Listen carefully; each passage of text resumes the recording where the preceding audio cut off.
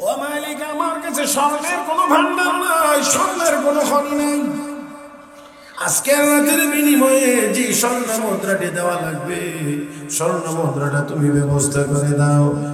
হযরত শেখ আব্দুল ওয়াহিদ ইবনে যায়েদ রাহমাতুল্লাহি আলাইহি বলেন, আমি দেখতে পাইলাম এখানে কেউ আসছে, এটা অনুভব হয় নাই, দেখা যায় নাই, বোঝা যায় নাই। আমি তাকায় রইলাম, কারো উপস্থিতি আমি টের পাই না, কিন্তু এটাও দেখতে পাইলাম মুনাজাত শেষ হওয়ার আগে আগে আমার গোলামের হাতে স্বর্ণ মুদ্রা হাজির হয়ে গেছে। ও মুসলমান, এত দ্রুততম সময়ের ভিতরে বান্দার চাহিদা পূরণ করার ক্ষমতা কার আছে? আর মহব্বতে কার আছে? সে আল্লাহকে বাদ দিয়ে বিভিন্ন জায়গায় দৌড়াদৌড়ি, কেউ চলে যায় মাজারে, কেউ চলে যায় বাবার কাছে। হে মুসলমান, আমি বলি তোমার বাবারে কে দিছে? তোমার বাবারই তো বানাইছে আল্লাহ। তাহলে তুমি আবার বাবার কাছে কেন? চাইবার জায়গা তো একমাত্র জায়গা মহব্বতে বলেন আল্লাহ আল্লাহ আল্লাহ। যা কিছু চাওয়ার দরকার সেখানে ইব্রাহিম আলাইহিস সালাম ছেলে চাওয়ার প্রয়োজন কার কাছে চাইছেন? রব্বি হাবলি মিনাস সালিহিন, আল্লাহ অনেক সন্তান দাও। হযরত জাকারিয়া আলাইহিস সালাম ছেলে চাইছেন কার কাছে?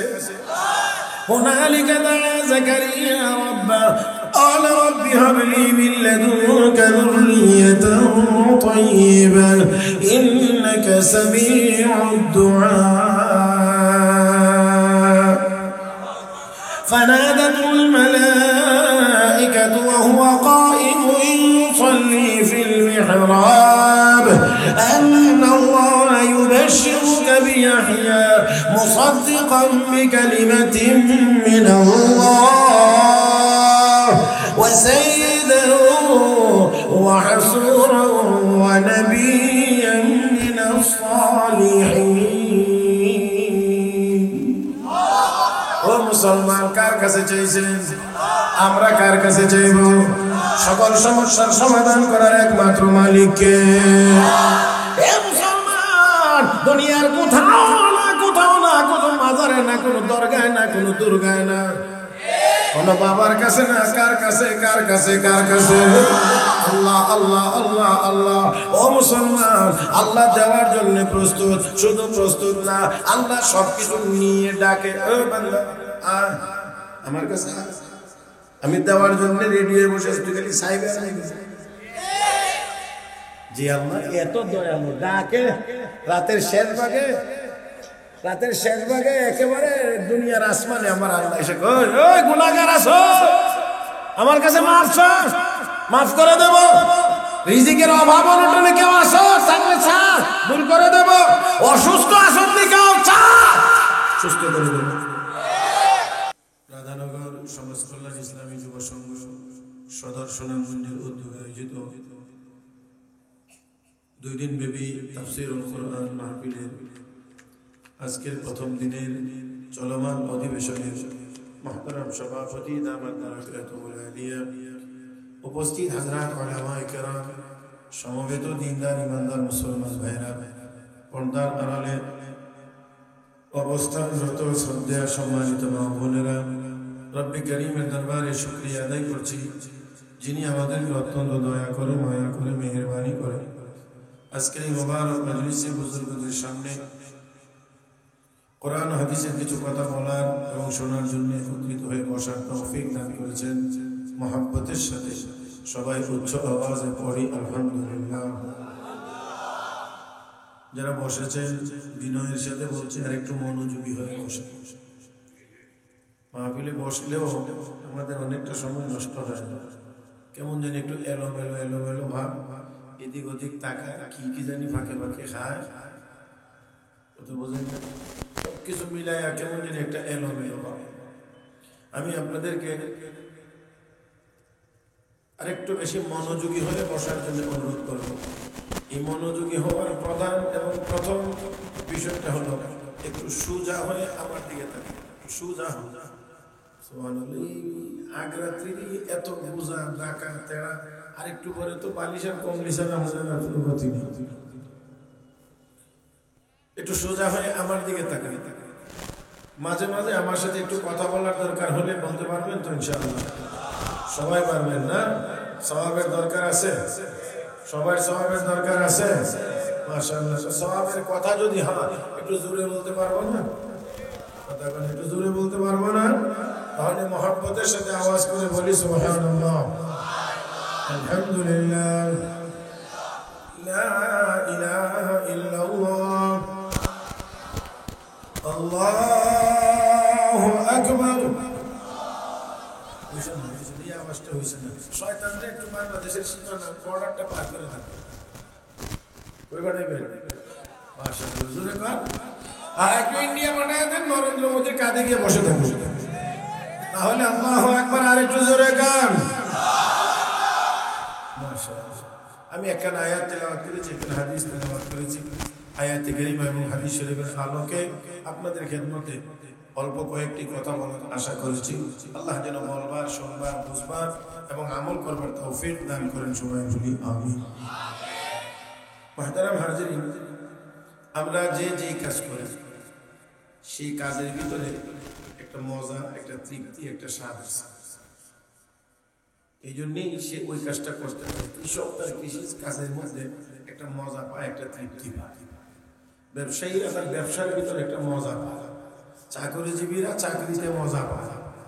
এরকম ভাবে আপনি যদি হাঁটেন তো হাঁটার একটা মজা আছে, দৌড়াইলে দৌড়ানোর মজা আছে, সাঁতরাইলে সাঁতারের মজা আছে, হ্যাঁ, সাইকেল চালাইলে সাইকেলের মজা, সিএনজিতে উঠলে সিএনজির মজা, বাসে উঠলে বাসের মজা, ট্রেনে উঠলে, বিমানে উঠলে বিমানের মজা, রুটি খাইলে একরকম মজা, ভাত খাইলে একরকম মজা, চিকন চাউল হইলে এক মজা, মোটা হইলে মোটামুটি। আমার মূল কথাটা হলো সবকিছুর ভিতরে একটা স্বাদ বা মজা আছে। তাহলে এবার বলেন, আল্লাহ যে আমাদেরকে আল্লাহর ইবাদত করার কথা বলছেন, সেই ইবাদতের ভিতরে কি কোনো মজা বা স্বাদ আছে? অবশ্যই। আল্লাহর ইবাদতের ভিতরে শুধু স্বাদ আছে এমন না, এই পরিমাণে আছে এবং এত উচ্চ মাত্রায় স্বাদ আছে যেই স্বাদের কেউ যদি নাগাল পায় বা ওই জায়গা পর্যন্ত গিয়ে পৌঁছতে পারে, তাহলে দুনিয়ার কোন জায়গাতেই আর তার কাছে কোনো কিছু মজা লাগে না, শুধু আল্লাহর ইবাদতই তার কাছে মজা। আজকে আমরা টাকাতে মজা পাই, কেউ চেয়ার আর গদিতে মজা পাই, হ্যাঁ, আরো আরো আরো আরো। তবে এই সব মজার হরে সাজা আছে।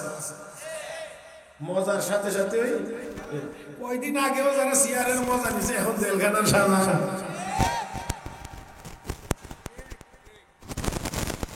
কিন্তু আল্লাহর ইবাদতের ভিতরে যা আছে শুধু মজাই আছে, ভিতরে ভিতরে ভিতরে। হ্যাঁ, ইবাদত করতে গেলে একটু কষ্ট লাগে অবশ্যই, তবে ইবাদতের ভিতরে কোনো বেমজা নাই, শুধু মজা আছে। ইব্রাহিম ইবনে আদহাম বলখী রাহমাতুল্লাহি আলাইহি বাদশাহী ছেড়ে দিয়ে আল্লাহর সন্ধানে বের হয়ে গিয়েছে। কার জন্য? কাকে পাইতে? বাদশাহী ছেড়ে দিয়েছে, রাজত্ব ছেড়ে দিয়েছে, সিংহাসন ছেড়ে দিয়েছে। বিটটার একটু কমাইলে ভালো হয়, অনেক বেশি মারে। সিংহাসন ছেড়ে দিয়ে এই যে ছেড়ে দিয়ে সারবার কর, এটা একটু কম তো। এক আল্লাহকে পাওয়ার জন্য আর উনি আর ওনার স্বাভাবিক জীবনে ফিরে আসলেন না, একেবারেই আল্লাহকে পাওয়ার জন্য শুধু ঘোরাঘুরির ভিতরেই ছিলেন, রাজত্বে তো আসেনই নাই, স্বাভাবিক জীবনেও তিনি আর ফিরে আসলেন না। ও মুসলমান, খেয়াল করে দেখেন, ওনার মন্ত্রিসভার সদস্যবৃন্দ যারা একসময় ওনার মন্ত্রিসভায় ছিলেন, তারা একটু খুঁজে দেখি তো উনি এখন কোন অবস্থায় আছে। খুঁজতে খুঁজতে খুঁজতে খুঁজতে গিয়ে দেখেন এক সময়ের এই প্রভাবশালী প্রতাপশালী বাদশাহ নাজলা নদীর কিনারায় বসে বসে শীত নিবারণের জন্য কাঁথা সেলাইতেছে।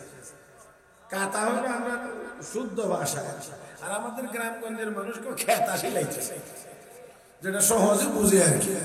তো খেতা সেলাইতে আছে শীত নিবারণের জন্য।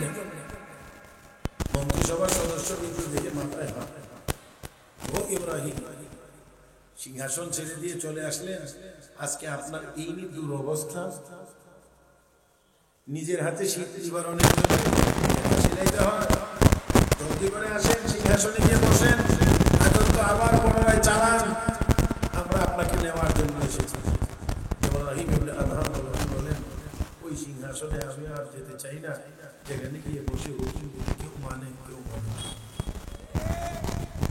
ওই সিংহাসনে আর যাইতে চাই না, যে সিংহাসনে বসলে কেউ যদি প্রশংসা করে তো কেউ আবার বদনামও করে, কেউ যদি আদর করে কেউ গালিও দেয়। এই সিংহাসনে আমি আর ফেরত যেতে চাই না। হে আমার মন্ত্রিসভার সদস্যবৃন্দ, একটু দেখে যাও এখন আমার আল্লাহ আমাকে কেমন রাজত্ব করেছে, একটু দেখে যাও। এই কথা বলে হাতের সুইটা নদীতে নিক্ষেপ করে দিচ্ছে। অতঃপর ডাক দিয়ে বলেন, হে নদীতে বসবাসকারী প্রাণীরা, আমার সুইটা তোমরা ফিরিয়ে দাও। কারে কনে? সমুদ্রে বসবাসকারী প্রাণীদেরকে বলছেন, হে সমুদ্রে বসবাসকারী প্রাণীরা, আমার সুইটা তোমরা ফিরিয়ে দাও। ও মুসলমান, শেখুল হাদিস হযরত মাওলানা জাকারিয়া রাহমাতুল্লাহি আলাইহি লিখেন, হুকুম করতে দেরি হয়েছে 1000 মাস স্বর্ণের সুই নিয়ে নদীর কিনারায় হাজির হতে দেরি হয় না। আওয়াজ করে বলুন, এই যে অর্ডার করতে দেরি 1000 মাস, স্বর্ণের সুই নিয়ে নদীর কিনারায় আসতে দেরি হয় না। উনি আবার বলছেন, এই স্বর্ণের সুই তো আমি নিক্ষেপ করি নাই, আমি নিক্ষেপ করেছিলাম লোহার সুই, আমারটা করে। আর একটা মাছ ওনার হাতে নিক্ষেপ করা সুইটা দুধের মধ্যে করে এনে ওনার হাতে পৌঁছায় দিয়েছেন। আওয়াজ করে বলেন, মুসলমান, আগের সিংহাসনের জীবনের চাইতে এখনের জীবনের ভিতরে মজা বলে তো যেমনি মাঝে মাঝে বলি, সব বুঝে আজকে থেকে ঠিক আর কোন ব্যতিক্রম কিছু হবে না। সুবহানাল্লাহ, যাওয়ার পরে দেখা যায় যেই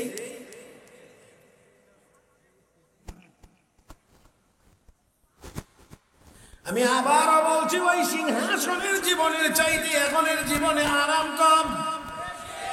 সবাই মিলে বলেন বেশি বেশি। আমার বন্ধুরা, তাতে করে বোঝা যায় দুনিয়ার জীবনে যত টাকা পয়সা, দ্বন্দ্ব, বাড়ি গাড়ি না, যত সিংহাসন, কোনটার ভিতরে আসলে আরাম নাই। আরামের ব্যবস্থা হলো আল্লাহর ইবাদতের ভিতরে। ও মুসলমান, এই জন্য আল্লাহর অনেক প্রিয় বান্দা বান্দি আছে যারা রাতের শেষ ভাগে ঘুমায় না, কোন সময় ঘুমায় না, শেষ রাত্রিতে ঘুমায় না। আর আমাদের এমন বদ অভ্যাস হয়েছে, শেষ রাত সারা আমরা ঘুমাই না, অযথাই ঘুরে অযথাই ঘুরে টোটো টোটো টোটো টোটো করে রাত্রে 1টা 2টা 2:30টার সময় যাবো ঘুমাইতে। আর তাহাজ্জুদ তো পরের কথা, বলার কোনো খবর, এই উল্টা চলছে। والذين يبيتون لربهم سجدا وقياما والذين يقولون ربنا اصرف عنا عذاب جهنم إن عذابها كان غراما إنها ساءت مستقرا ومقاما.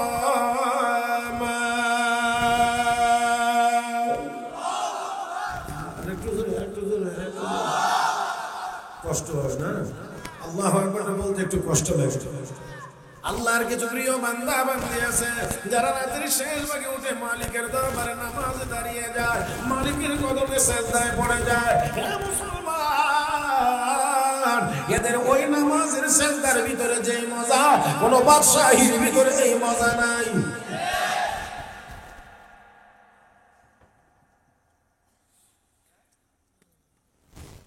চিশতিয়া তরিকার এক বড় বুজুর্গ, বড় ওলি, একেবারে গোড়ার দিকে, নাম শেখ আব্দুল ওয়াহিদ ইবনে যায়েদ রাহমাতুল্লাহি আলাইহি। জীবনের শুরুতে প্রাথমিক অবস্থায় তিনি ভালো লাইনে ছিলেন না, দুনিয়ামুখী। দুনিয়ামুখী।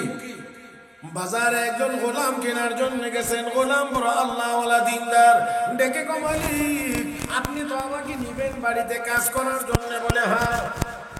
আমি আপনার কাজ করব দিনের বেলা, রাতের বেলা আপনার কোনো কাজ করব না, তবে অবশ্যই আমি যেহেতু আপনার গোলাম রাতের বেলা কাজ করব না, এই জন্য প্রত্যেক রাতের বিনিময়ে আপনাকে একটা করে স্বর্ণ মুদ্রা দেব। দিবে? মালিক চিন্তা করে গোলাম সন্ধ্যার পরে খাওয়া দাওয়া করে ঘুমায় থাকবে, এটাই তার কাজ। এমনিতেও তো আর কোনো কাজ নাই, সারাদিন কাজ করবে, রাত্রে হলে ঘুমাইবে। এখন যদি সে কোনো কাজ করে স্বর্ণ মুদ্রা দিতে পারে, দুনিয়াদার যদি হয়, দুনিয়াদার দুনিয়াদার শুধু দুনিয়া দুনিয়া দুনিয়া, তাহলে টাকা কোথায় থেকে আসবে এটা তার দেখার বিষয় থাকে না, তার মাথায় এই কথা জাগ্রত হয় না। মুসলমান সে শুধু খোঁজে টাকা টাকা টাকা টাকা, কোথায় থেকে আসবে সেটা দেখার বিষয় না। এই জন্য আমাদের বাংলাদেশে খোঁজ করে ভালো করে খোঁজ নিলে দেখবেন যারা সুদ খায় ঘুষ খায় তারা ফকির মিসকিন থেকে ওষুধ ঘুষ খায়। ফকিন্নির কাছ থেকে দেখা, ফকিন্নির কাছ থেকে এমন বদ অভ্যাস কোথায় থেকে আসবে? মালিকের একটু চিন্তা করা দরকার। বললাম আমার থাকবে আমার বাড়িতে, খাইবে আমার, স্বর্ণ মুদ্রা কই পাইবে জিজ্ঞাসার দরকার না। দেখছে স্বর্ণ মুদ্রা, আচ্ছা ঠিক আছে ঠিক আছে ঠিক আছে, দিনের বেলা আমার কাজ করলেই হবে, রাতের বেলা তুমি তোমার কাজ করবে। সারাদিন কাজ করে সন্ধ্যা হলে গোলাম চলে যা, ভোর বেলায় আসে, মালিক মালিক তো মহা খুশি, গোলামও খুশি। গোলাম কেন খুশি একটু পরে বলবেন। কিছুদিন যাওয়ার পরে একদল লোক গিয়ে অভিযোগ করে, ও আব্দুল ওয়াহেদ তোমার গোলাম সন্ধ্যা হলে কোথায় যায় বলতে পারো? কাপড়ের কাপড় চুরি, খুব সাধারণ চুরি, সাধারণ চুরি, কাপড়ের কাপড় চুরি। হ্যাঁ, এই দেশের শীর্ষ চুর যেটা, শীর্ষ সন্ত্রাসী যেটা, সবচেয়ে বড় টাকা, এও তো মনে মনে চিন্তা করে মরার পরে আমার কাপড়টা চুরি করে দেখে সে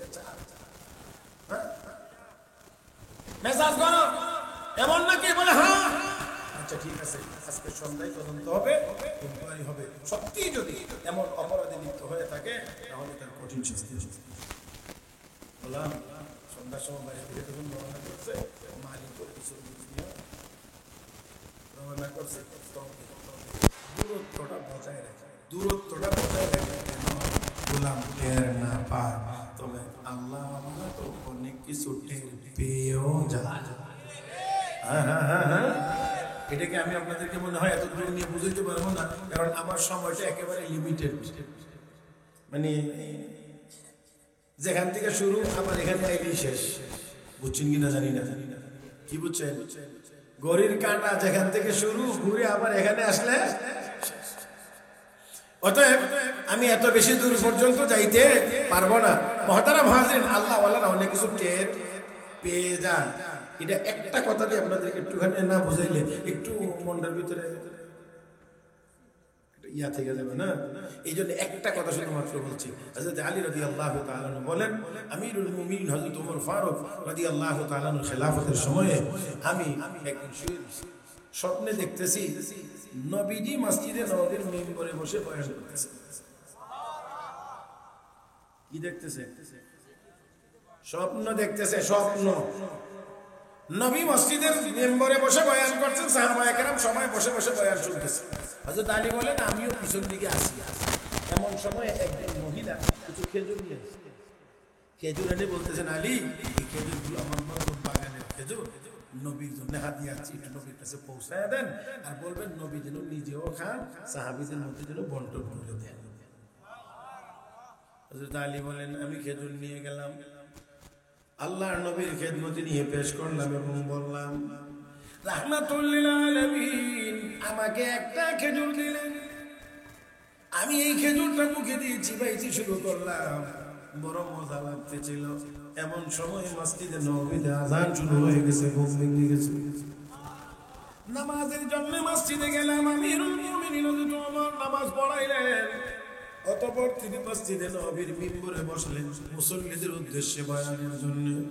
আমিও পিছন দিক দিয়ে বসে রইলাম। এখন কি ঘুমের ভিতরে স্বপ্নে না বাস্তবে? এখন আমি বসে রইলাম, এমন সময় একজন মহিলা খেজুর নিয়ে এসেছে। এসে বলতেছে, আলী, এই খেজুরগুলো আমার নতুন বাগানের খেজুর। আমিরুল মুমিনিন হযরত ওমরের জন্য হাদিয়া নিয়ে এসেছি, পৌঁছায়া দেন আর বলে দিবেন উনিও যেন খান, সবার মধ্যে যেন বন্টন করে দেন। হযরত আলী বলেন, খেজুর নিয়ে গেলাম। হযরত ওমর ফারুকের কাছে যখন দিলাম আর বললাম, হযরত ওমর আমাকে এখান থেকে একটা খেজুর দিলেন। খেজুরটা মুখে দিলাম, চিবাইতে শুরু করলে মনে হইল রাতের স্বপ্নে রাহমাতুল লিল আলামিনের দেওয়া খেজুরের মজা আর এই খেজুরের মজা একরকম লাগতে আছে। আমি হযরত ওমর আমিরুল মুমিনিনকে বললাম, আমিরুল মুমিনিন, আমাকে আর একটা খেজুর দেন। এমনি হযরত ওমর বলেন, আলী, লাউ যাদ রাসূলুল্লাহ সাল্লাল্লাহু আলাইহি ওয়াসাল্লাম ফিল মানামি লাযিদতু। আলী রে, আল্লাহর নবী যদি স্বপ্নের ভিতরে তোমাকে একটার বেশি খেজুর দিতেন, তাহলে আমিও তোমাকে একটার বেশি খেজুর দিতাম। হযরত আলী বলেন, আমিরুল মুমিনিন, বুঝতে পারলাম না, স্বপ্ন আমি দেখলাম, বলি নাই কাউকে, টের পাইলেন কেমনে? আল্লাহ ওয়ালারা কিছু তো টের পেয়ে, কেমনে আপনি তা জানলেন, কেমনে আপনি তা বুঝতে পারলেন? হযরত ওমর ডাক দেখো, ইন্নাল মুমিনা ইযা আখলাসা দীনহু ইয়ারা বিনূরি মারিফাতিল্লাহ। চিৎকার মেরে বলুন আল্লাহু আকবার। হয় না, হয় না, হয় না, হয় না, একসাথে বলেন আল্লাহু আকবার। হে আলী,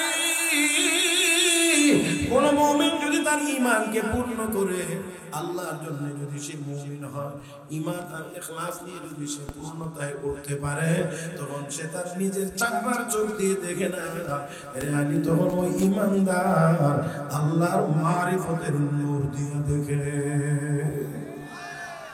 আল্লাহর মারিফতের নূর দিয়ে দেখে। এই চোখ দিয়ে না, টের পাওয়া যাবে না।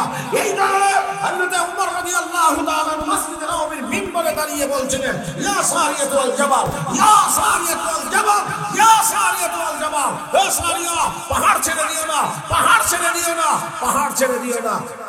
খুতবা নামাজ ছেড়ে মুসল্লিরা আমিরুল মুমিনিন ইয়া সারিয়াতুল জাবাল তো খুতবার মধ্যে কোনোদিন শুনি না, আপনি আজকে তিনবার বললেন। আমার একটি মুজাহিদ দল জিহাদের ময়দানে সেনাপতির নাম সারিয়া পাহাড়ের উপরে ছিল, হঠাৎ করে নিচে নেমে যেতেছে, এদের জন্য বিপদ হতে পারে, এই জন্য হে সারিয়া, পাহাড়টা ধরে রাখো, পাহাড় ছেড়ে দিও না বলে আমি এখান থেকে তাকে সতর্ক করলাম।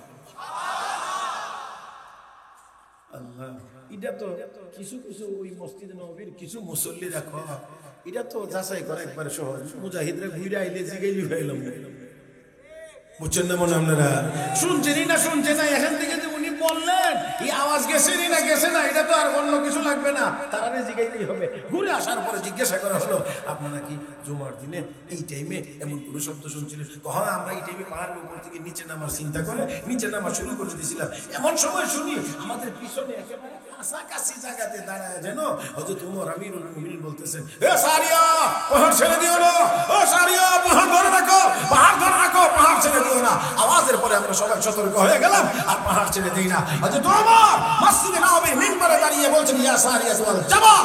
ও মুসলমান, টের পাইলেন কেমনে, বুঝলেন কেমন করে, বুঝলেন কেমন করে? সারিয়া সৈনিকদেরকে নিয়ে নিচে নামছে, এই অনুমতি কেমন করে হলো? আর উনি এখান থেকে বললেন, সাবধান, পাহাড় ছেড়ে দিও না। রব্বি কারীম তার ওই জবানের আওয়াজ 1000 মাইল দূরে হযরত সারিয়া সহ সকল সৈনিকদের কানে পৌঁছে দিয়েছে। আমরা তো সেই মুসলমান, আমাদের এই এত গৌরবোজ্জ্বল ইতিহাস থাকার পরে আজ আমরা শিয়ালের জাতিতে পরিণত হয়েছি। রাগ করেন না, মনে কষ্ট নিয়েন না, আমি সামগ্রিকভাবে বলছি, ব্যক্তিগতভাবে কাউকে বলছি না। আজ আমরা এটা সুরতের কথা বলছি না, আমাদের অবস্থার কথা বলছি। মুহতারাম হাজরিন, আজ আমরা শিয়ালের মতো লেজ গুটিয়ে থাকার মতো একটা অবস্থার মধ্যে যেন চলে যাচ্ছি। না, তা হতে পারে না। যেই মুসলমান মসজিদ নববীর মিম্বরে দাঁড়িয়ে ইয়া সারিয়াতুল জাবাল বললে আওয়াজ 1000 মাইল দূরে যা, লাঠি দিয়ে গুঁতো দিলে ভূমিকম্প বন্ধ হয়। দাজলা নদীর উপর দিয়ে যুদ্ধের ঘোড়া চালায়, ঘোড়ার পায়ে পানি লাগে না। আমরা মুসলমান আফ্রিকার জঙ্গলে ভাষণ দিয়েছি, জঙ্গল খালি হয়ে গিয়েছে।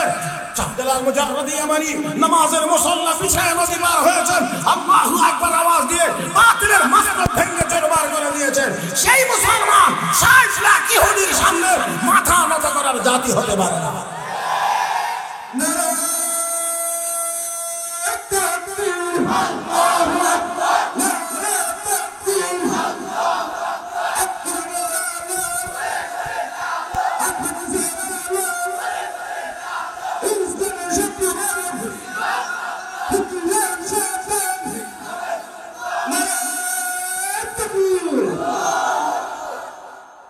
হলো অনেক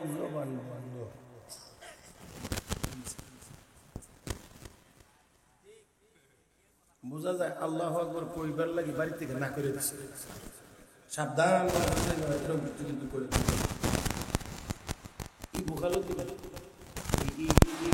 কে দিয়েছে। সারা দুনিয়ার কথা বকবক করতে পারেন, এখানে বসে আল্লাহু আকবার বলতে পারেন না, টুকটারে একবারে সুপার গুলোতে আড়া দিয়ে লাগাই কেন? এই লোকগুলোকে দেখলে আমার একটু কষ্ট। এখানে বসে যদি আপনার মুখ দিয়ে সুবহানাল্লাহ আলহামদুলিল্লাহ আল্লাহু আকবার বের হয় না, আপনি বাড়িতে গেলে তো ঠাড়া মারলো বর্তমান।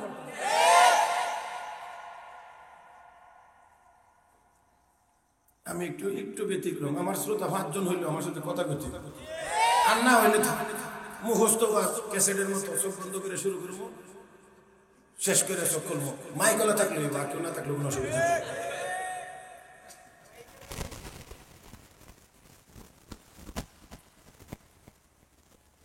কষ্ট হয় না? আল্লাহু আকবার বলতে পারবেন? সবাই পারবেন? মুরব্বীরাও পারবেন? যুবকেরা ইনশাআল্লাহ চলে আসে সবাই। যারা বয়ে রয়েছেন তারাও পারবেন? উবায়ে রয়েছেন যারা, হ্যাঁ আমরা উবায়ে রয়েছি না, উবায়ে যারা রয়েছে তারাও পারবেন না? সবাই মিলে একবার একসাথে রেডি রেডি।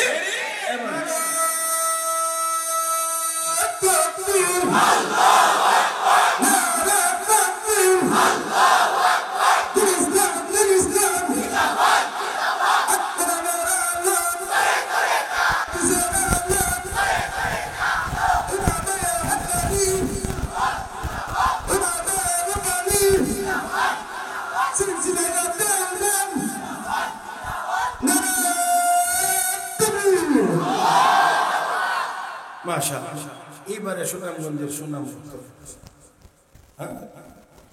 আশা করি আমার ভাইয়েরা আসো, অযথা কেউ হাসার চেষ্টা করবো না, এটা হাসির মজলিস না। আমরা এখান থেকে কিছু ঈমান আর খোরাক নিতে চাই, এই জন্য কারণে অকারণে হাসলে এই গুরুত্বটা আর থাকে না। এটা আমরা সবাই খেয়াল রাখার চেষ্টা করবো। আমি বারে বারে বলে তো আপনাদেরকে ফিরাইতে পারবো না, এটা প্রত্যেকের নিজস্ব উপলব্ধি হওয়া লাগবে যে আমি এখান থেকে কিছু নিতে চাই। হ্যাঁ, হঠাৎ ১-২টা কথা কোনো কারণে একটু হাসির চলে আসলে একটু হাসি এখানেই শেষ করে দিতে হবে, এমন না যে এটা নিয়ে চলতেই থাকতেই থাকে। এটা এই মজলিস না, আমরা এটা সর্বোচ্চ খেয়াল রাখার চেষ্টা করবো। আল্লাহ আমাদের সবাইকে তৌফিক দান করুন। সবাই মহব্বতের সাথে বলি আমিন, আর জোরে বলি আমিন। আল্লাহ তো কিছু না ওইটাই তো বলছিলাম। দেখেন এখানে এবার কি মনে আছে, গোলাম সামনে হাঁটে, মালিক তার পিছনে দূরত্ব বজায় রাখে যাতে টের। গোলাম কিছুক্ষণ হাঁটলেন, একটি কবরস্থানের পাশে গিয়ে নামাজের মুসল্লা বিছাইয়া আল্লাহু আকবার বলে নামাজ শুরু করে দিয়েছেন। গোলামের বিরুদ্ধে অভিযোগ, সে কাফনের কাপড় চুরি করে। এখন দেখা যায় কি করে, মিলে না। তবে না মিললেও শতভাগ নিশ্চিত হওয়া যাচ্ছে না, কারণ পাশে কি আছে, কবরস্থান আছে। এখন হয়তো নামাজ পড়বে, গভীর রাত্রে গিয়ে আসল কাম শুরু করবে। এই জন্য হযরত শেখ আব্দুল ওয়াহিদ ইবনে যায়েদ রাহমাতুল্লাহি আলাইহি বলেন, আমিও সিদ্ধান্ত নিলাম সারা রাত পাহারা দেব, দেখবো গোলাম কখন কি কাজ করে। পাহারা দেওয়ার জন্য বসে গেলাম, তাকিয়ে দেখি গোলাম শুধু নামাজই পড়ে নামাজ। আল্লাহু আকবার বলে নামাজ শুরু করে সালামের মাধ্যমে গিয়ে নামাজ শেষ করে। ও মুসলমান, এইভাবে করে নামাজ পড়তে পড়তে রাত্রটা একেবারে শেষ প্রান্তে চলে গিয়েছে। ফজরের সময় হওয়ার আর বেশিক্ষণ সময় বাকি নাই। গোলাম এবার হাত তুলে রব্বে করিমের দরবারে দোয়া করতে শুরু করেছে। কার কাছে দোয়া হবে? কার কাছে? হাত তুলে দোয়া করল, আল্লাহ, দুনিয়ার জীবনে তুমি আমাকে একজন মালিকের অধীনস্থ করে দিয়ে রেখেছো, এই জন্য সারাটা দিন তোমার কদমে সেজদা দিতে পারি না। কে দোয়া করে? যেই লোকটা সারা রাত আল্লাহ কদমে শুধু সেজদাই দিয়েছে, শুধু নামাজই পড়েছে, সেই লোকটা সারা রাত নামাজ পড়ার পরে দোয়া করে, আল্লাহ, দুনিয়ার জীবনে একজন মালিকের অধীনস্থ করে দিয়ে রেখেছো, এই জন্য সারাটা দিন তোমার কদমে সেজদা দিতে পারি না। ও মালিক,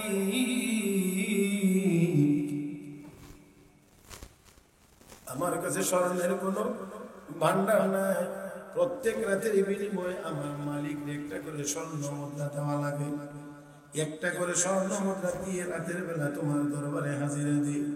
ও মালিক, আমার কাছে স্বর্ণের কোনো ভান্ডার নাই, স্বর্ণের কোনো খনি নাই, আজকের রাতের বিনিময়ে যে স্বর্ণ মুদ্রাটি দেওয়া লাগবে, স্বর্ণ মুদ্রাটা তুমি ব্যবস্থা করে দাও।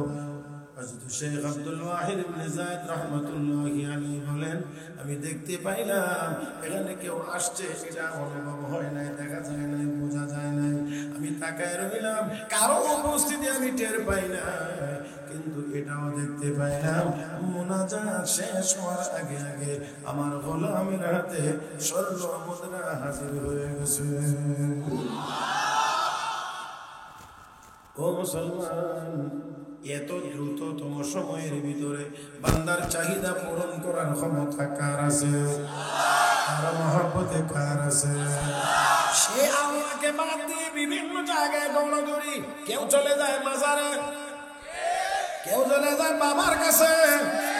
হে মুসলমান, আমি বলি তোমার বাবারে কে দিছে?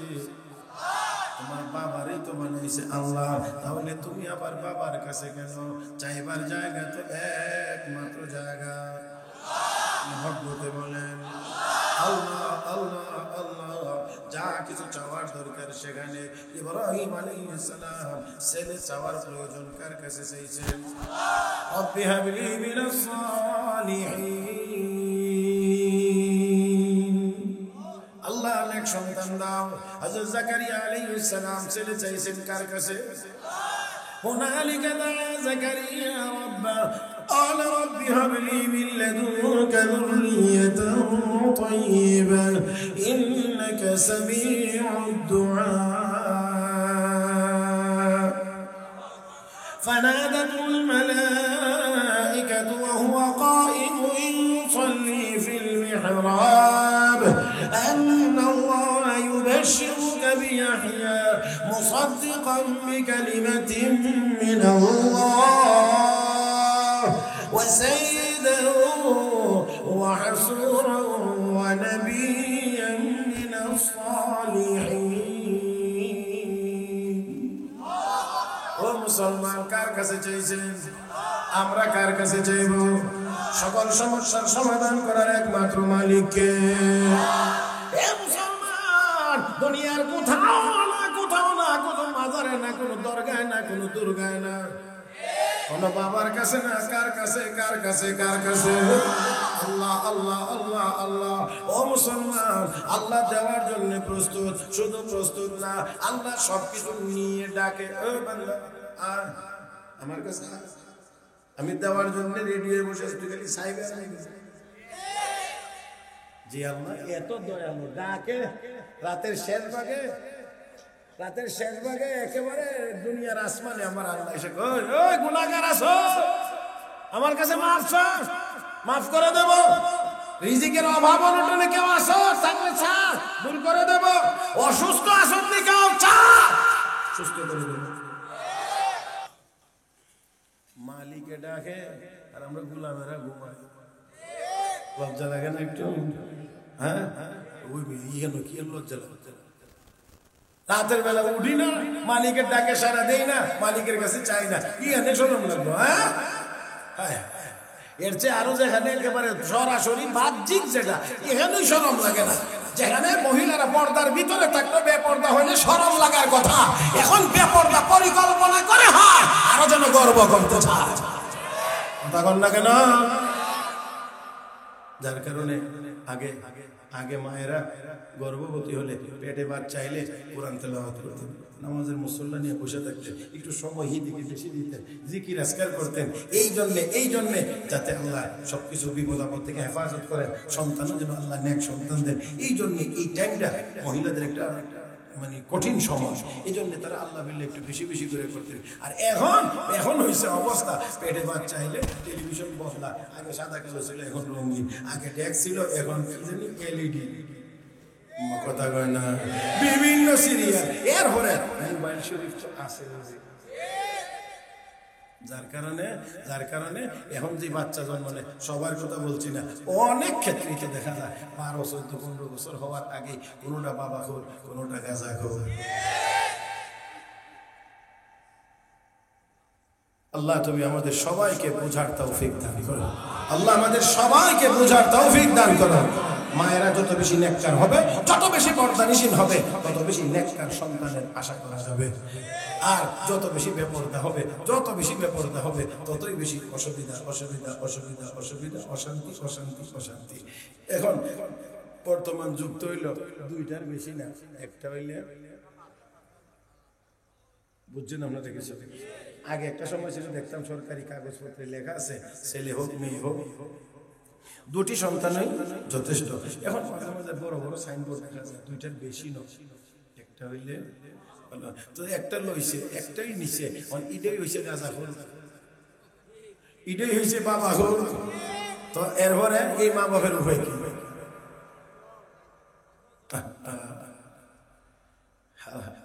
আল্লাহ উল্টা যাইবেন আর কি আপনারা ভালো থাকবেন এটা ভাবেন কেন এটা তো পাগল ছাড়া কেউ ভাবতে পারে না বানাইছেন আল্লাহ পাঠাইছেন আল্লাহ খাওয়ান আল্লাহ থাকবার জায়গা দিলেন আল্লাহ সব ব্যবস্থাপনা আল্লাহ আর আপনি আপনার আল্লাহর উল্টা চলবেন আর মনে মনে ভাববেন শান্তিতে পাগলের সুখ বলে মনে মনে না ওই মনে মনেই চিন্তা করতে হবে এর বাহিরে আর কিছু হবে না এর বাহিরে আর কিছুই হবে না মুহতারাম হাজরিন সেই জন্য বলছি আপনি আমি সোজা তো আল্লাহ আমাদের সাথে ব্যবহার করবেন দয়ার এবং সোজা ব্যবহার আল্লাহ কয় তোরা যদি হস অ্যাবনরমাল তে আমিও অ্যাবনরমাল কারণ তোরা দুইটার বেশি নিবে না তাহলে একটা করে নেবে কেউ দুইটা নেবে তো নিবে তো আর আমার আল্লাহ আমি আল্লাহ যত রূপ বানাইছি এটা গোডাউনে রাখবার জন্য তো বানাইছি না দুনিয়াতে পাঠানোর জন্য বানাইছি তো যদি স্বাভাবিক প্রক্রিয়ায় না নেস তো যে সময় একটা বা দুইটা নিবে এই সময় আমি 4টা 8টা করে ছাড়ব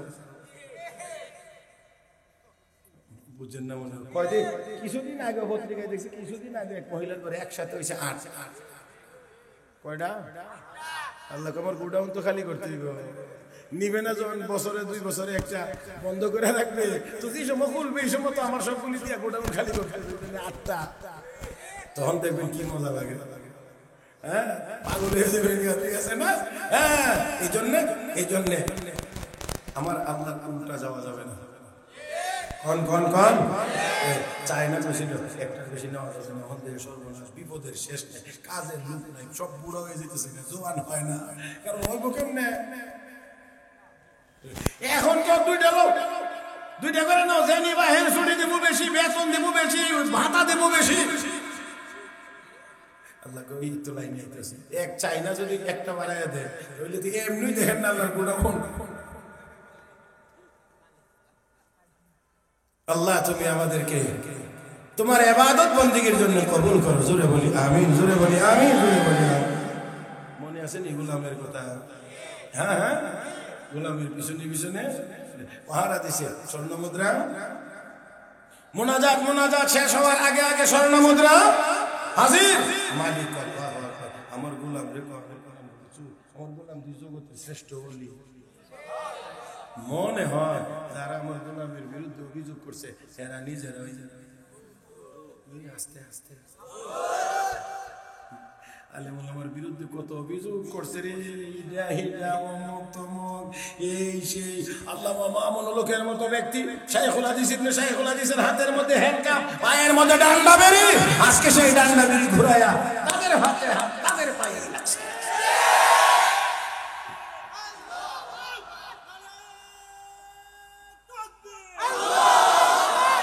মাশাআল্লাহ মাশাআল্লাহ, মুরব্বির হায়াত আল্লাহ বরকত দান করুন। এই ঘুরায়া, এই যে ঘুরায়া,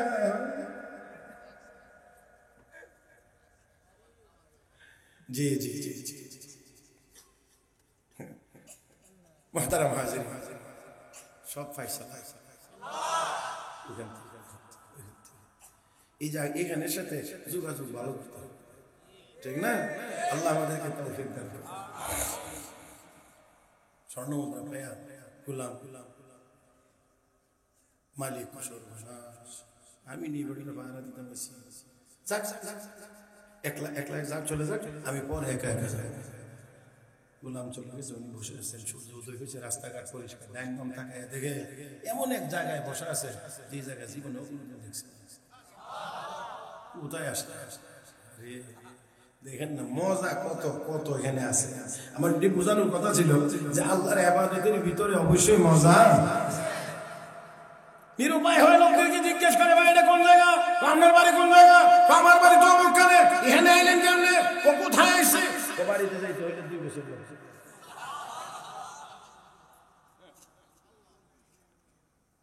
শেখুল হাদিস জাকারিয়া রহমতুল্লাহ আলাইহি তারিখে মাশায়েখে চিশত নামক কিতাবের ভিতরে লিখেছেন। এখন হুশ আসেনি, কতদিন লাগবে যাইতে? 2 বছর। হ্যাঁ 2 বছর। হ্যাঁ যে যুগে মোবাইল ছিল না, বিকাশ ছিল না, এই যুগে যদি পকেট মেরে টাকা লয়ে গেছে রাস্তাঘাটে কোথাও, ওই লোকের বিপদ কে দেখে? এখন তো একটু সহজ আছে, মানে টাকা টুকা নিয়ে গেলেও বাড়িতে কোনো রকম নাম্বার একটা জোগাড় করে ফোন দিলে টাকা বিকাশে চলে আসে। যেই সময় এগুলো ছিল না, গাড়িতে উঠছে, হঠাৎ করে পকেট থেকে টাকা নিয়ে গেছে। হায় ওই লোকের কি পেরেশানি, কি অস্থিরতা, কার কাছে গিয়ে বলবে, কে দিবে, কে বিশ্বাস করবে? আর এখন শুনে বাড়ি যেতে আল্লাহ আল্লাহ আল্লাহ আল্লাহ, আমারে কোন ভাবে ধরছিল, আমি শোনাইছিলাম গোলাম রে পাহারা দিতে, অস্থির পেরেশান।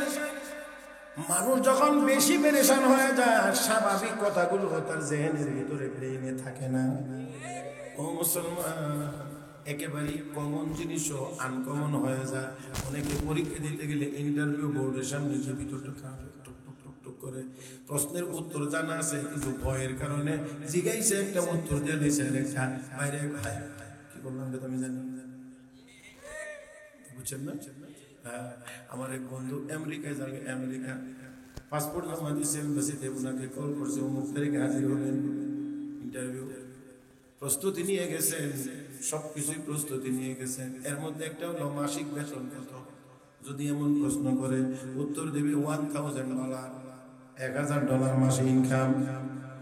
এবার যখন ইন্টারভিউর জন্য এম্বাসির ভিতরে গেছে, অফিসার যখন জিজ্ঞেস করেছে তোমার মান্থলি ইনকাম কত, এখন $1,00,000।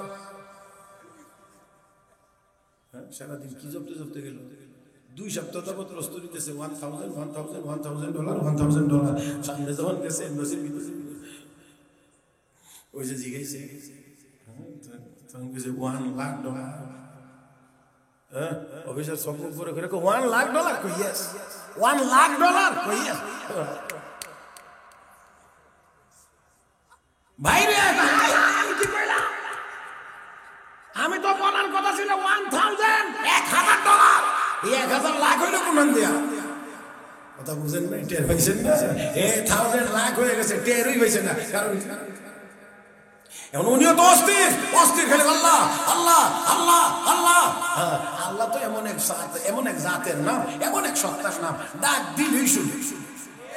কয় না রে, জোরে কয় না, ডাক দিলেই শুনেন, ডাক দিলেই শুনেন। ওয়াইদা সালাকা ইবাদি আন্নী ফাইন্নী করিব উজিবু দাওয়াতাদ দা ইযা দাআন ফালইস্তাজিবু লি ওয়া লিউমিনু বি লাআল্লাহুম ইয়ারশুদুন। নবী, আপনাকে যদি কেউ জিজ্ঞেস করে আমার ব্যাপারে, তো আমি আল্লাহ ঘোষণা করছি আমি তার নিকটে, একেবারে নিকটে নিকটে নিকটে। ওয়া নাহনু আকরাবু ইলাইহি মিন হাবলিল ওয়ারিদ। একেবারে গাড়ির মেইন রক্তটা তার শরীরের যত নিকটে, আমি আল্লাহ তার তত নিকটে। সে আল্লাহকে ডাক দিবার মনে চায় না? এত নিকটে, ডাক দিলেই শুনে, ডাক দিলেই শুনে, মহব্বতের সাথে একেবারে অন্তরের অন্তঃস্থল থেকে, কলিজাটার ভিতর থেকে একবার জোরে একটা ডাক দেন তো, আল্লাহ। ডাকটার ভিতরে কি মজা! ও একটু ডাকেন, একটু জিকির আজকাল করেন না, কইরা দেখেন না, এর ভিতরে কি মজা আছে। খালি মিয়া সাহেব, মিয়া সাহেব, মিয়া সাহেব, টাকা নেই। আর এই টাকা না থাকলেও মিয়া সাহেব এত হাসি খুশি কেন? কারণ মিয়া সাহেবের কিছু ইবাদত বন্দেগী আছে তো, আল্লাহ বিল্লাহ আছে তো, এই জন্য সবসময় আনন্দের একটা ভাব চেহারা চেহারা ফুটে থাকে। আর আমরা লাখ লাখ টাকা কামাই করার পরেও কান্দার যাও না। অনেকের ভাব সামনে দিয়ে আমরা যে সামান্য কিছু বেতন নতুন ভাই, এটা শুনতে করেন তাহলে মানে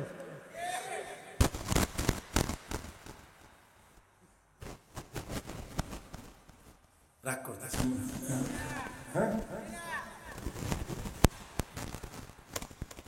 এত অল্প আমরা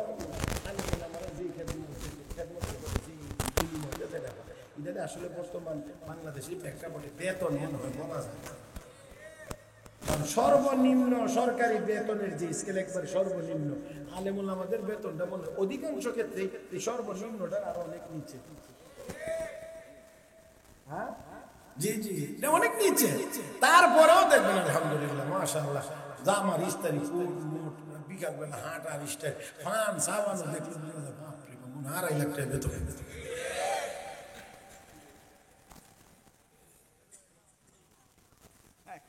হ্যাঁ আলহামদুলিল্লাহ, আলহামদুলিল্লাহ, এটা কিন্তু আল্লাহ পাকের এক বিশেষ নিয়ামত।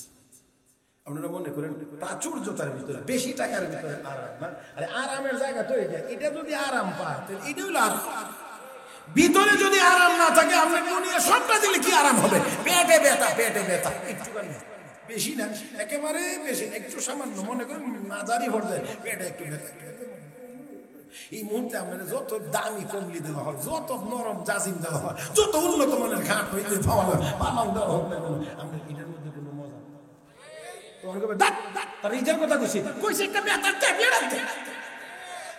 কারণ আমার ব্যথাটা না থাকলে এটা হলো আরাম।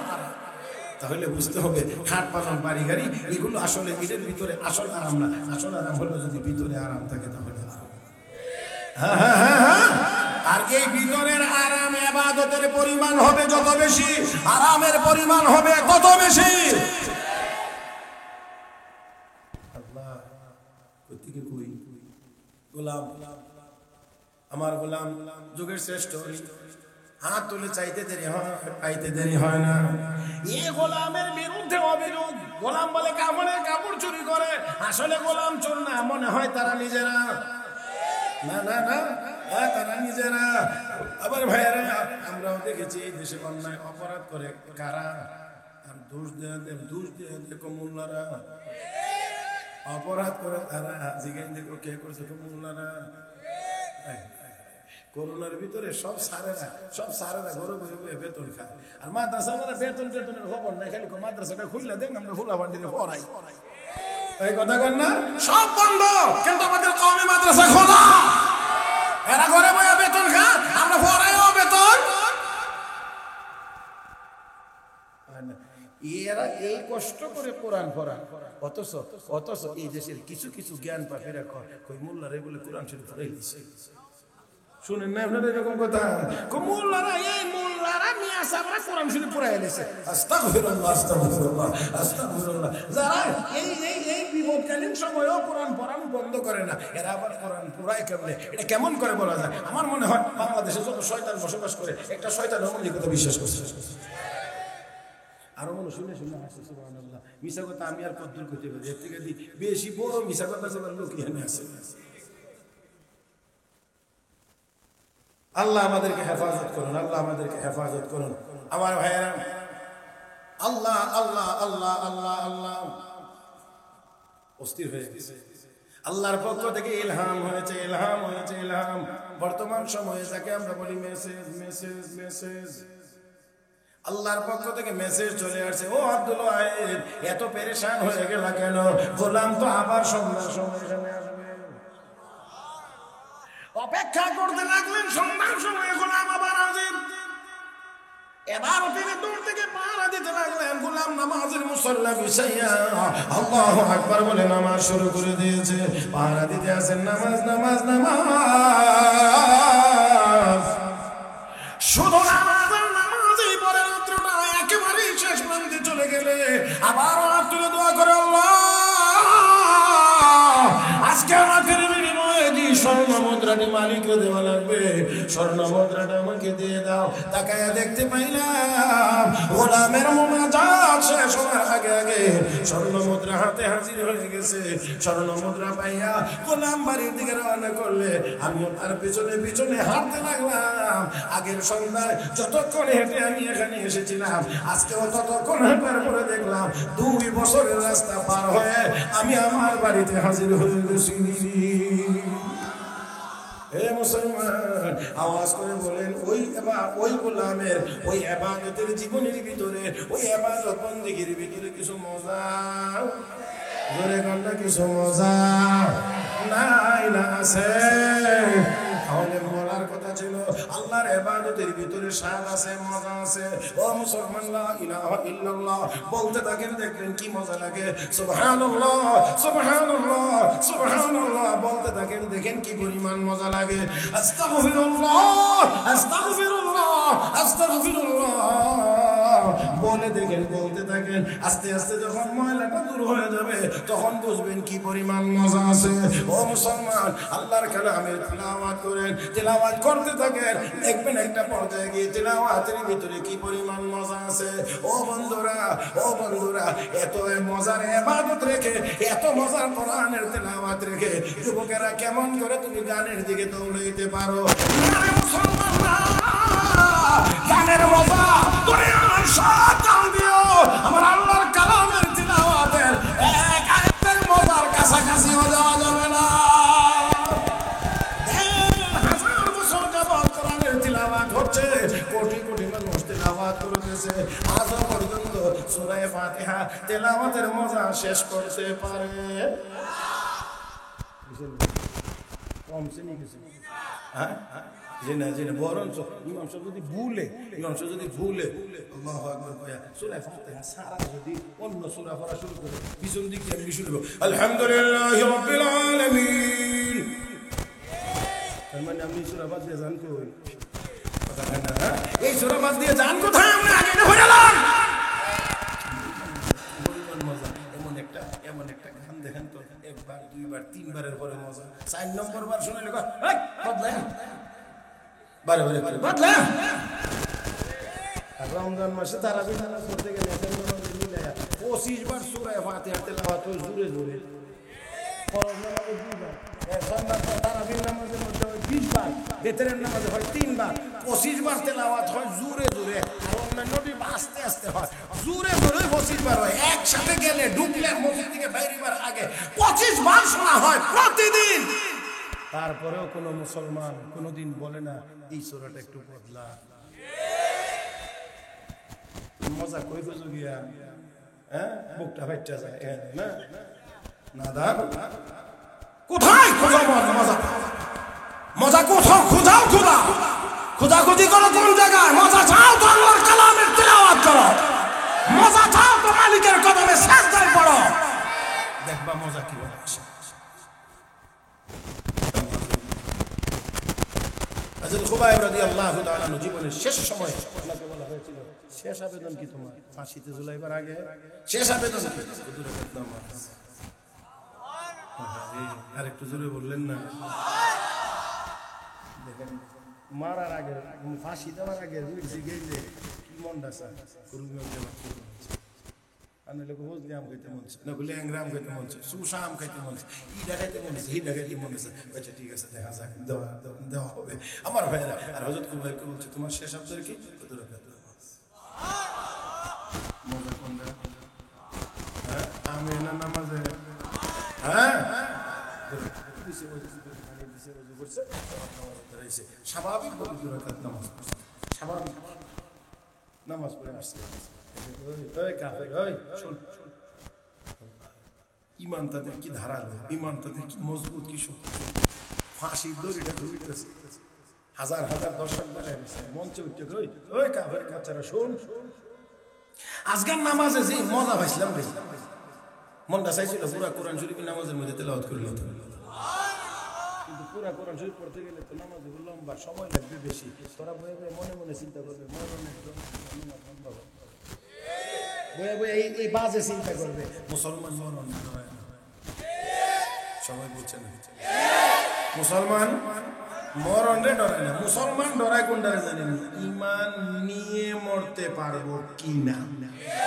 মুসলমানের ডর হলো এখানে এখানে এখানে, ইমান নিয়ে মরতে পারবো কিনা। মরণ তো লাগবে না, ডরাইলেও মরবেন, না ডরাইলেও মরবেন নাকি। কেউ যদি ডরা তো হ্যাঁ মরতো না, না ডরাইলে এও মরবো এও মরবো, মরবে সবাই। মরণের হাত থেকে যেহেতু বাঁচা যাবে না, এটা ডরাইলি না ডরাইলি মুসলমান চিন্তা করে মরতে তো হবে, এখানে তো কোনো আপোষ চলবে চলবে। وأنفقوا مما رزقناكم من قبل أن يأتي أحدكم الموت فيقول رب لولا أخرتني إلى أجل قريب فأصدق وأكن من الصالحين ولن يؤخر الله نفسا إذا جاء أجلها والله خبير بما تعملون.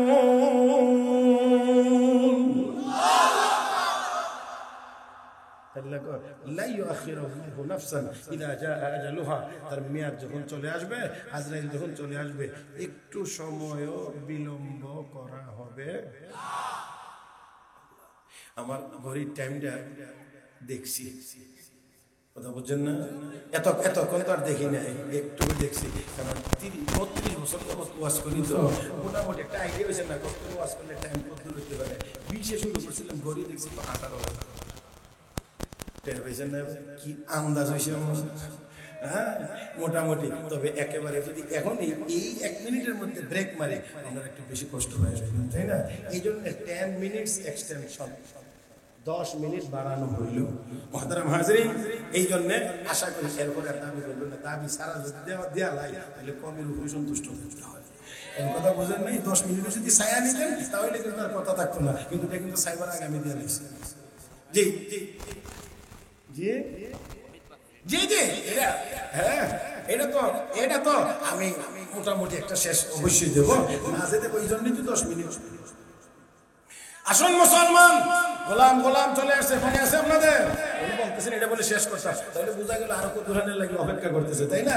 চলেন বাকিটাও শেষ করে দেই। বাড়িতে চলে আসছে, তখনও 3 ঘন্টা আশা হচ্ছে মাথায় হাত দিয়ে, আল্লাহ আল্লাহ আমি কোথায় আর আমার গোলাম, আল্লাহ আমি কোথায় আর আমার গোলাম কোথায়? রে গোলাম আর আমি তো মালিক, আমি কোথায়, গোলাম কোথায়, আল্লাহ। এই বলে কান্না শুরু হয়ে গেছে, তওবা আরম্ভ হয়ে গেছে। এই গোলামের উসিলায় এই মালিক রে আল্লাহ তওবা করায়া চিশতিয়া তরিকার জগৎ বিখ্যাত ওলি বানাই দিয়েছে। হুজুরের এই কোনাহান শেষ হয়ে গেছে, কথা বলছেন না? এই জায়গা হাতে ভিতরে একটা ইয়া ছিল, জন্য আমি ইহান শেষ করে দিব। এবারে আমি আমার সামনের কথা শেষ করি। মুহতারাম হাজরিন, আমার কথা ছিল যে এই ইবাদতের ভিতরে স্বাদ মজা নাই না আছে? মুসলমান মরণ রে ডরায় না, মৌতের সময় কালেমা নসিব হবে কিনা সেই ডরায়। আল্লাহ ইমানটা নিয়ে যেতে পারবো কিনা, এই জন্য সবসময় দোয়ার মধ্যে দেখেন বুজুর্গরা দোয়া করে, আল্লাহ খাতেমা বিল খায়ের করে, আল্লাহ খাতেমা বিল খায়ের করে, আল্লাহ কলিমা ভরায় দিও, আল্লাহ কলিমা ভরায় এটা হলো ডরের ভয়ের জায়গা হলো এটা। ইমান নিয়ে যদি মরতে পারি, রাসূল বলেছিলেন ক্বালা লা ইলাহা ইল্লাল্লাহ দাখালাল, বলেন না দাখালাল। আপনারাও বলেন, আপনাদের দিয়ে বলাই, আপনারা যাতে হাদিসের শিক্ষা নিতে পারেন। মান ক্বালা লা ইলাহা ইল্লাল্লাহ দাখালাল জান্নাহ, যে লা ইলাহা ইল্লাল্লাহ বলে বলে মরবে, কই কই কই কই জান্নাত জান্নাত জান্নাত। এটা আমার আব্বার বাড়ি, আদম আলাইহিস সালাম কই ছিলেন, কোথায় ছিলেন? জান্নাত। এটা আপনার আব্বার বাড়ি, এখানে আমরা যাবো ইনশাআল্লাহ। আল্লাহ তুমি আমাদেরকে জান্নাত হিসেবে কবুল করো। এতক্ষণের কথার দ্বারা যে কথাটা বুঝলেন আপনারা, ইবাদতের ভিতরে মজা স্বাদ আমরা পাই না। এটাই হলো আমার আলোচনার একেবারে মূল পয়েন্ট। আমরা কেন সেই মজাটা পাই না? এর কারণ পাই না বলে হ্যাঁ, কিছু মানুষ তো আল্লাহর বান্দা আছে, তারা অবশ্যই পান, না পাইলে এই ইবাদত বন্দি কিভাবে করেন? অধিকাংশ মানুষের কথা আমি বলছি যে আমরা কেন পাই না। এর অন্যতম একটি কারণ হলো আমরা পরিপূর্ণ হালাল খাই না। আমার সাথে কি একমতে আপনারা? কি খাই না? হালাল খাই না, একেবারে সবটা আমি বলছি না, পরিপূর্ণ হালাল খাই না। আচ্ছা বলেন দেখি, এই এক জগ পানির মধ্যে সামান্য একটু ময়লা দিছে, বেশি না, পানি যদ্দূর ময়লা কিন্তু অদ্দূর না, কিন্তু দিছে অল্প, কিন্তু এই পানিটা পুরাটা ময়লা নাকি না? এটা কইবেন বলেন না পানি তো বেশি ময়লা। আসেন আপনাদেরকে একটু সামনে নিয়ে যাই, তাহলে বুঝে আসবে। মুহতারাম হাজিরিন, তাহলে হালাল আমরা খাই না। ট্যাঙ্কি আছে না, ট্যাঙ্কি ছাদের উপরে, এটার মধ্যে পানি থাকে, এটার পাইপ লাইন দিয়ে জায়গা জায়গা পানি সব জায়গায় ট্যাপ দেওয়া আছে, ঘুরাইলে পানি পড়ে। কোন ট্যাঙ্কির পানি পড়ে? সব ট্যাপ দিয়ে এক ট্যাঙ্কির পানি আসে।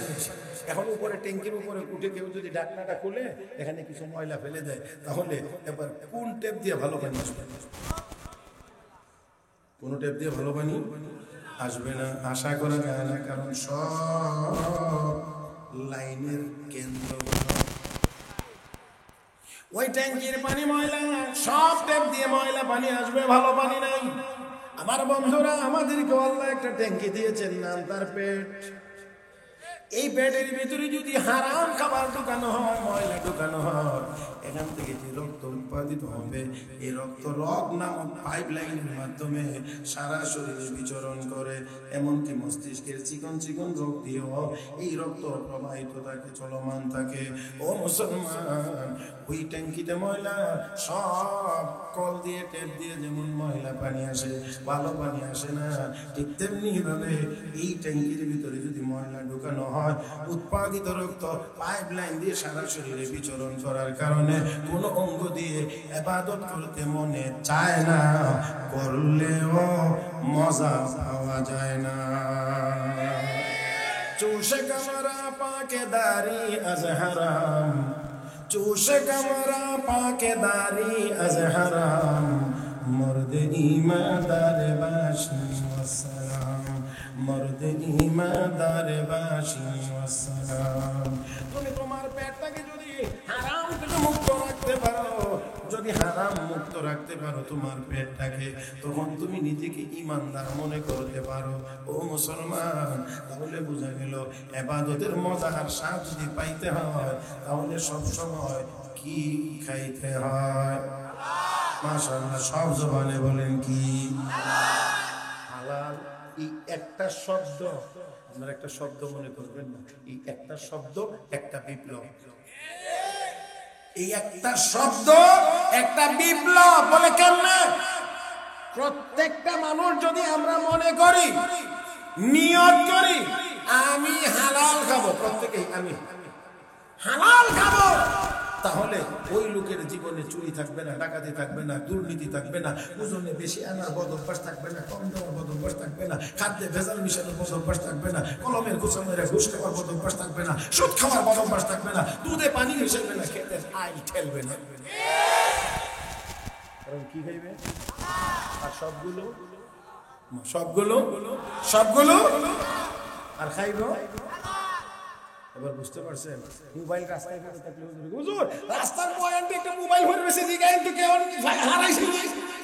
এটা হলো হালাল খাওয়ার চিন্তা থাকলে। আর এখন না থাকার কারণে মোবাইল রাস্তায় পকেটে রাখা যায় না, রাত্রে ঘুমাইতে গেলে খাটের কোনায় রাখা যায় না, জানালার ফাঁক দিয়ে হবে। এই বেশ কমটা উত্তরে সৌদি আরবে স্বর্ণের দোকান খোলা রেখা তারা নামাজ পড়তে যায়, কেউ ঢুকেও না, উকিও দেয় না, দেহে কেউ নাই, কাছে দিয়েও যায় না। আর আমরা মাশাআল্লাহ শাটার দিয়ে এমনি দিয়ে এরপরেও রাখতে পারি না। এমনকি মসজিদের ভিতরে গিয়া বালা জুতাটিও যত্ন করে না রাখলে জুতাটিও তাহে না।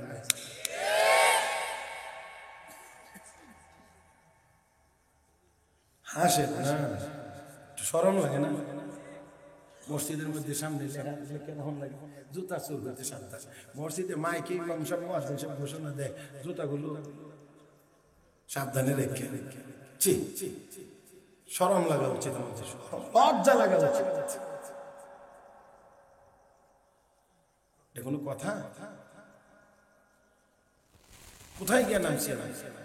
একজোড়া জুতা, ভালো একজোড়া জুতা মসজিদের ভিতর থেকে, এখান থেকে ওর চুরে জুতা ঢিলে হয়েছে। আমরা চুরিতে কি পরিমাণ অ্যাডভান্স হয়েছে, আবার আমরা সভ্য, আমরা অ্যাডভান্স, আমরা উন্নতি লাভ করতেছি। জুতা চুরি করতে করতে মসজিদের ভিতরে গিয়ে জুতা চুরি পর্যন্ত করতেছি, এরপরে আমরা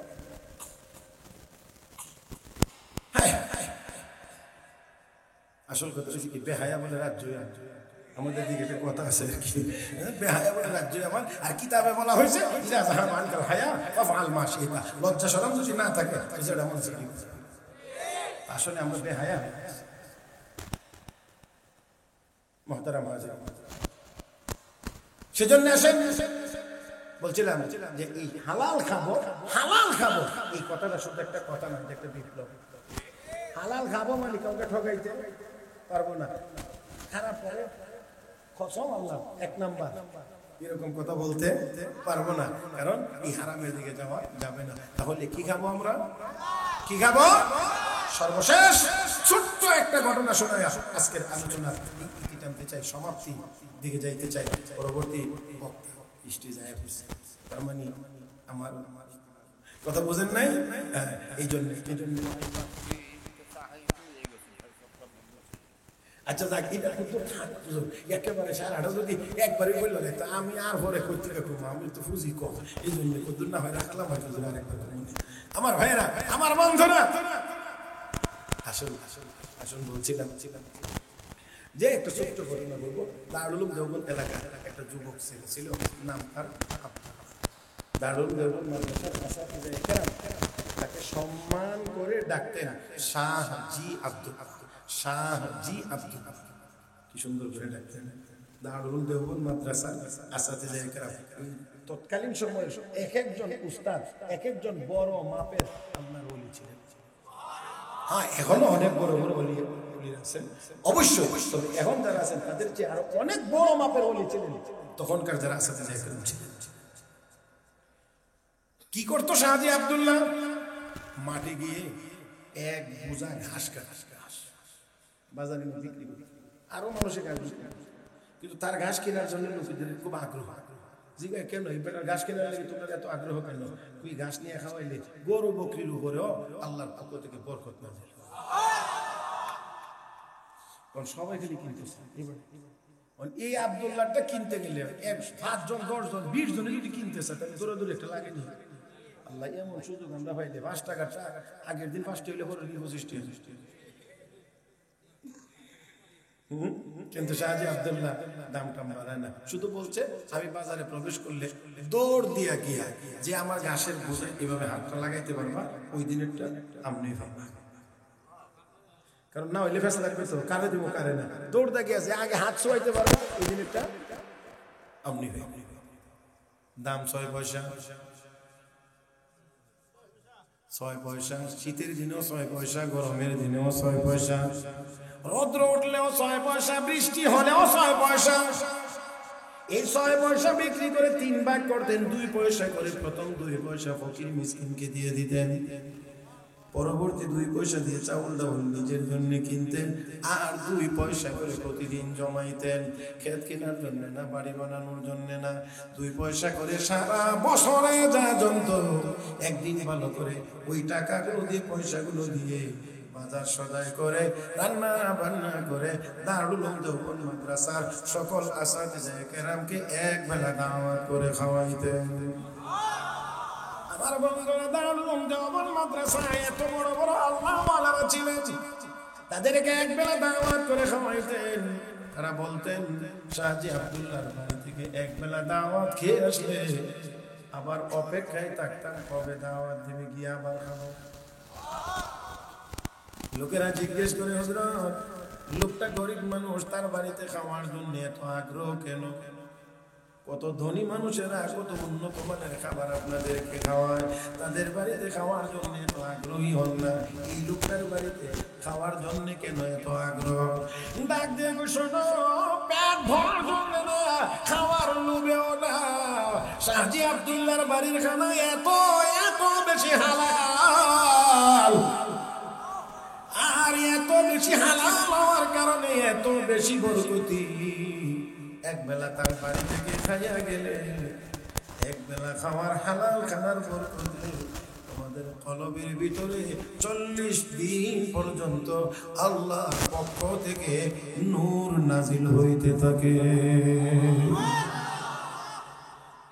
বুঝি কেমনে? নামাজে দাঁড়াইলে মজা এত বেশি লাগে, আরো পড়তে মনে চায়। তেলাওয়াত করতে বসলে আরো তেলাওয়াত করতে মনে চায়। কিতাব পড়তে বসলে আরো কিতাব পড়তে মনে চায়। রোজা রাখলে আরো রাখতে মনে চায়। এই অবস্থাটা 40 দিন আমাদের কলবে বিরাজমান থাকে। ও মুসলমান, তাহলে আসুন, ইবাদত করতে কেন মনে চায় না, করলেও কেন মজা পাই না? মোটামুটি অন্যতম একটা কারণ হলো আমরা পরিপূর্ণ হালাল খাই না। এই জন্য আমার নবী কয়, মান আকালা তাইয়িবান, যে ব্যক্তির মধ্যে 3টা গুণ থাকবে, 1 নাম্বার যে হালাল খাবে, 2 নাম্বার ওয়া আমিলা বিস সুন্নাহ, সুন্নাহ মোতাবেক আমল করবে, 3 নাম্বার ওয়া আমিলান নাস মাওয়ালকাহু, মানুষকে জুলুমের হাত থেকে নিরাপদ রাখবে, মানে কাউকে কোনো কষ্ট দিবে না। হালাল খাইবে, সুন্নাত মোতাবেক আমল করবে, আর কাউকে কোনো কষ্ট দিবে না। বিশ্ব নবী বলেন, এই 3 গুণ যার মধ্যে থাকবে, দাখালাল জান্নাহ, আমার সেই উম্মত আল্লাহর জান্নাতে প্রবেশ করবে। আল্লাহ রাব্বুল আলামিন আমাদের সবাইকে 3 গুণে গুণান্বিত হয়ে জান্নাতের উপযুক্ত হয়ে দুনিয়া থেকে বিদায় গ্রহণ করার তৌফিক দান করুন। আমিন ইয়া রাব্বাল আলামিন। সুবহানাকাল্লাহুম্মা বিহামদিক, আশহাদু আল্লা ইলাহা